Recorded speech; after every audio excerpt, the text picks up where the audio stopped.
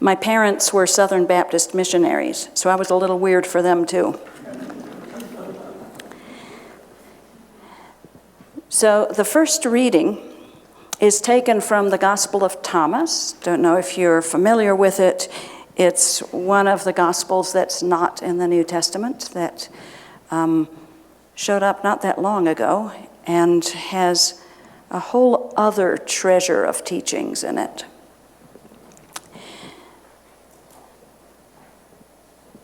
So the first reading, there are two short readings. In the Gospel of Thomas, the verses are called logions, or the teachings are called logions verses instead of verses. So Logion 17, Yeshua says, "What your own eyes cannot see, your human ears do not hear, your physical hands cannot touch, and what is inconceivable to the human mind, that I will give you." Read it again. "What your own eyes cannot see, your human ears do not hear, your physical hands cannot touch, and what is inconceivable to the human mind, that I will give to you." And the second logion, his students said to him, "So tell us then what our end and destiny will be." And Yeshua answered, "Have you already discovered your origin, so that now you are free to seek after your end? It's only at your source that you will find your destiny. Blessed are those who come to stand in their place of origination, for it is there that they will know their end, never tasting death." I read it again. If it's confusing, don't worry, it's not you. These are kind of tough. His students said to him, "So tell us then what our end and destiny will be." And Yeshua answered, "Have you already discovered your origin, so that now you are free to seek after your end? It's only at your source that you will find your destiny. Blessed are those who come to stand in their place of origination, for it is there that they will know their end, never tasting death."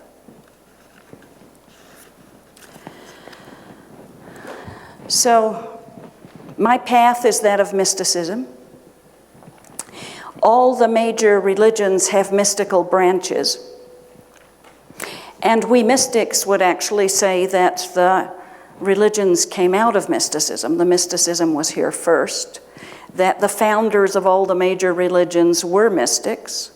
And then their followers later formed organizations and institutions and religions. But it was the mystics who started them, whether that was Jesus or Moses or Muhammad or Buddha or any of those saints, that they started it through mysticism. So what is mysticism?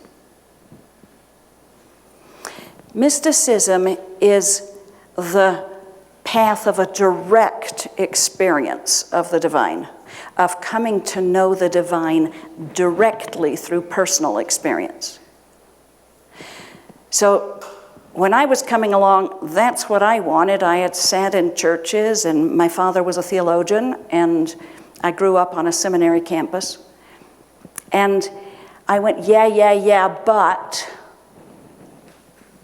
And even at age 5, I was introduced to Billy Graham, and I wouldn't shake his hand.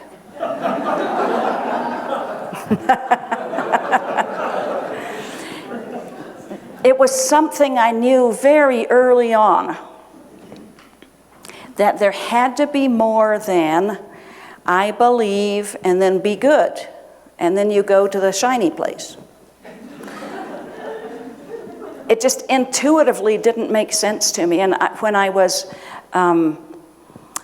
16 or so, my English teacher introduced me to Hermann Hesse's Siddhartha. And it was my first going, see, there's something else, there's something else. And then a few years later, I read Yogananda's Autobiography of a Yogi. And I went, there's more, there's more. So I married very early, and I convinced my husband, and my toddler to move into a yoga ashram with me, because that thing Yogananda had is what I wanted. And what I understood that to be was training, actual training that was transformational, and that would bring me into a whole other stages of consciousness in direct experience.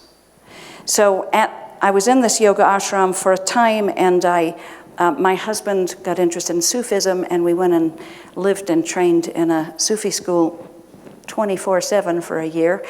And to my great dismay, it ended up being at a mystical Christian organization that I found what I was looking for, which honestly my reaction was that I was angry, because it's what I wanted to find at the ashram. It's what I wanted to find in the Sufi thing. I didn't want the Christians to have the thing I was looking for. I couldn't ever have imagined wearing one of these. In fact, I had endless lectures to my parents about how Hinduism was better than Christianity. And the hardest thing was telling my parents that I was doing a Christian thing. I thought I'd rather die.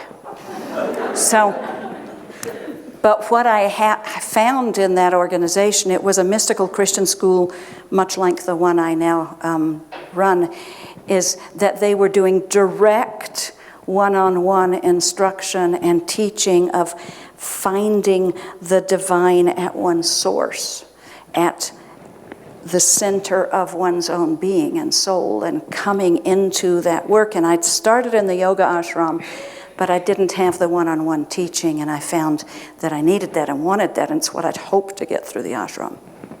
So what mystics, I loved the story you read, the children's story was phenomenal, because I found it over and over again when I meet mystics of the Jewish tradition, which is often called Kabbalah, or of the Islam, which is called Sufism. And when I meet other mystics of other paths, we have no differences at all. In fact, we're often curious about each other, like, how do you train your students? What kind of practices do you do? What obstacles are you running into?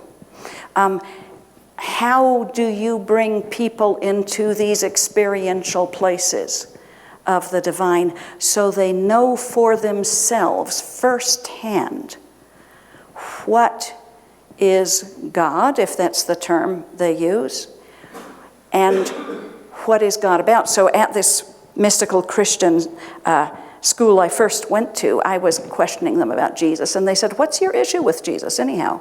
I said, "Well, just look at Christian history and you'll see my issue with Jesus." And they said, "But do you have an issue with Jesus or with churchianity?" And I said, "Well, what's the difference?" And they said, "Well, say you were a good person and you do all these good things." And they said, "Can you imagine Jesus was a good person?" And I go, "Probably."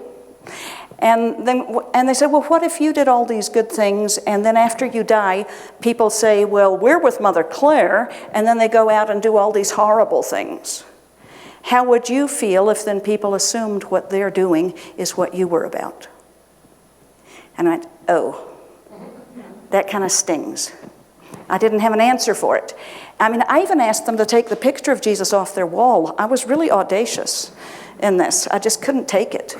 And I said, "But how would I know whether that's what Jesus taught or not?" They said, "Well, you'd have to ask him." And I went, "Are you serious?" Sounding a little like the Baptists. And they went, "No, not that way. Like actually that one could encounter and discover for oneself. And then you would know directly what about that is true." And they also introduced me to Mother Mary, who I had no background with, having been raised Protestant, and was a blank slate, and therefore I had less reactivity to. And then also with the divine within, and coming to know myself as a living soul and the divine within my center, and that I could actually be in relationship with that. And I came to realize all the writings of the mystics, whether it's our wonderful Rumi from Islam, this great Sufi mystic, and or whether it's in the Christian tradition, Teresa of Avila or John of the Cross or Francis of Assisi. All of those, if we tune in, it's about a love relationship with the divine. That they discovered these great love, and because they were great writers, some of them, we have these fantastic prayers and songs and poems from them that inspire us. But it's about actually coming into a relationship with the divine within, and then developing a love, becoming a lover and a beloved between the soul and we call it the God self, is what Carl Jung called it. So the center within our beings. Carl Jung didn't like Christianity that much. His father was a preacher, and he never quite forgave him for that, I think. But what he found is when you go into depth psychology, there is an organizing principle at the center. And he called it the self, or the God self, with a capital S. And that's also what we as mystics work with. And we have all different kinds of practices, and faith practices, and sacred practices. We work a lot with the 7 sacraments of Christianity as a means in, and doing meditations of light and a lot of clearing of what's in the way. So those are our practices. What I wanted to not just tell you about us, I wanted to give you a gift of something that would be other than just information. And it's this reading about the origin and the destiny. People are going, well, what's going to happen to me when I die? Where am I going? And he said, and you're asking about what's going to happen then when you have not yet discovered your origin? So I would encourage you to ponder that some. What is your origin? Your origin as a being. What is your origin? And why would this reading point to, go look and get in touch with your origin, and you may then know something about your destination. Just maybe during the week you can ponder that some. Well, what is my origin as a being? And how might that relate to my destination as a being?